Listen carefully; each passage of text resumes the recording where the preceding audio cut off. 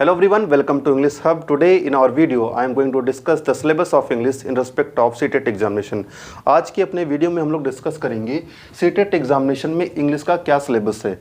अगर मैं बात करूं जो टाइटल हमें मिलता है वो मिलता है इंग्लिश लैंग्वेज एंड पेडागॉजी। इसको बेसिकली लर्निंग पर्सपेक्टिव से हमने 3 पार्ट में डिवाइड किया है। जो पहला हमारा पार्ट आता है वो होता है कॉम्प्रिहेंशन का। कॉम्प्रिहेंशन जैसा मैंने प्रीवियस वीडियो में बताया है, कॉम्प्रिहेंशन वर्ड का डेरिवेशन, कॉम्प्रिहेंशन होता क्या है और प्रोज और पोइट्री के पैसेज को कैसे सॉल्व करें, ये प्रीवियस वीडियो में मैं डिस्कस कर चुका हूँ। प्रोज का सेक्शन, पोइट्री का सेक्शन लैंग्वेज 1 लैंग्वेज 2 पे डिपेंडेंट है, वो कैसे है ये प्रीवियस के वीडियो में मैंने डिस्कस कर रखा है। बट अगर आपका लैंग्वेज 1 है इंग्लिश है तो आपको एक प्रोज एक पोइट्री से मिलेगा, और अगर आपका लैंग्वेज 2 इंग्लिश है तो आपको दोनों ही प्रोज से मिलेंगे। इसका बेनिफिट आपको आसानी से यहाँ पे मिल जाएगा। दूसरी बात जो है वो है फंक्शनल ग्रामर की। फंक्शनल ग्रामर का बहुत रोल नहीं होता क्योंकि यहाँ पे हमें part of speech, tense, voice,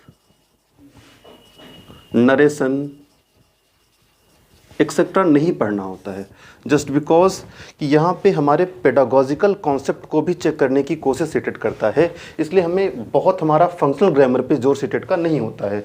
likewise जो थर्ड हमारा पॉइंट है वो है pedagogical plus figure of speech. क्या पेडागॉजिकल एस्पेक्ट को चेक करना चाहता है कि एक टीचर बच्चे को कैसे टीच करेगा, उसमें pedagogical, just because pedagogy is a derivation of word pedagogue. Pedagogue क्या है? It is a art of teaching, it is a art of teaching, और you can say it is a science of teaching, it is science of teaching. So if I am saying pedagogy word is the derivation of pedagog, which means it is art of teaching or science of teaching. So which kind of science CTET wants to know, इस बात को हमें इस part में समझना है। इन सब के अलावा हमें कुछ पॉइंट्स कुल मिला जुला के 7 या 8 टॉपिक हमें देखने होते हैं जिससे हमारे सीटेट एग्जामिनेशन में लगातार क्वेश्चन पूछे जा रहे हैं। वो है acquisition and learning. Acquisition and learning point के अंदर हमें पढ़ना होता है how a child acquire the language in respect and how a child learn the language. इस टॉपिक को हम इसके अंतर्गत देखेंगे। दूसरा हमारा जो पॉइंट है वो है principles of language learning. Just because कि हर एक लैंग्वेज को पढ़ने के लिए हमें कुछ प्रिंसिपल्स को फॉलो करना पड़ता है। वो प्रिंसिपल्स क्या होते हैं? वो प्रिंसिपल्स हमें कुछ जैसे ग्रामर ट्रांसलेशन मेथड, इन सारे मेथड को हम इस टॉपिक के अंतर्गत पढ़ेंगे। Role of listening and speaking, क्योंकि जब एक लैंग्वेज को हम देख रहे हैं तो उस लैंग्वेज में 2 ही तो पार्ट होगा, या तो बोला जाएगा। रोल ऑफ लिसनिंग, अगर मैं लिसनिंग की बात करूं तो या तो बोला जाएगा या तो सुना जाएगा। What is the role of listening and learning in language, इस टॉपिक को हम इसके अंतर्गत पढ़ेंगे। उसके बाद होता है रोल ऑफ ग्रामर। क्या रोल है ग्रामर का? Because without set of rules you can't establish a language. So language का तो रोल है, बट हमारे इस एग्जामिनेशन के लिए ग्रामर का बहुत रोल हमें देखने को नहीं मिलता है। बट लैंग्वेज स्किल्स, जिसे हम कहते हैं LSWR, तो LSWR को हमें पढ़ना पड़ता है। एक होता है रिसेप्टिव, एक होता है प्रोडक्टिव। ये सारी बातें हम इस टॉपिक के अंतर्गत करेंगे।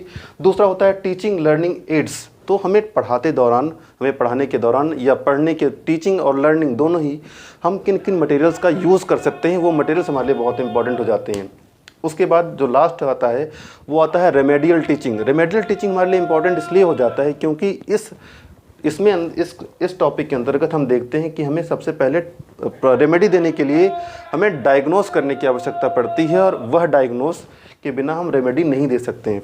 इसका छोटा सा एग्जांपल है कि अगर कोई बच्चा है जो प्रॉब्लम्स बार बार हिंड्रेंस पैदा कर रहा है क्लास में, तो हम ये जानने की कोशिश करेंगे कि उस बच्चे को कैसे शांत किया जाए, ना कि उसे हम क्लास के बाहर कर देंगे। उसकी प्रॉब्लम्स को समझेंगे एंड देन हम उसको रेमेडी देंगे। तो लैंग्वेज पार्ट में अगर मैं बात करूं इंग्लिश की, इंग्लिश लैंग्वेज एक सिनॉप्सिस के बेसिस पे समझें तो हमें जो मिलता है सीटेट का सिलेबस, सीटेट सिलेबस को लैंग्वेज 1 लैंग्वेज 2 के ओरिएंटेशन को भी हमें ध्यान में रख के देखना पड़ेगा।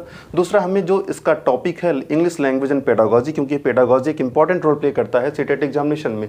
15 नंबर का पूरा सीन सिनेरियो सिनेरियो होता है। अगर मैं पेडागॉजी की बात करूं, comprehension 15 and pedagogical questions 15, total 30 marks. 30 + 30 is equal to 60 marks का पूरा इंग्लिश गेम है। और आप कैसे करेंगे, ये सिलेबस पूरा आपके सामने है। मैंने बताया कॉम्प्रिहेंशन आपको देखना है, फिगर ऑफ स्पीच आपको फंक्शनल ग्रामर आपको देखना है, पेडागॉजिकल में फिगर ऑफ स्पीच, फिर acquisition and learning, principle of language learning, role of listening and speaking, role of grammar, language skills, teaching learning materials, remedial teaching and diagnostic method of teaching. इसके अतिरिक्त आपको कुछ बातें देखने को मिल जाती हैं, वो है एनसीएफ का रिकमेंडेशन। एनसीएफ का रिकमेंडेशन 2005 का, 2019 का और सीसीई, ये 3 बातें हमें यहाँ पे और भी एडिशनल पढ़नी पड़ती है। सो आज के वीडियो में बस इतना ही। मिलते हैं किसी नए वीडियो के साथ, तब तक के लिए धन्यवाद। जय हिंद।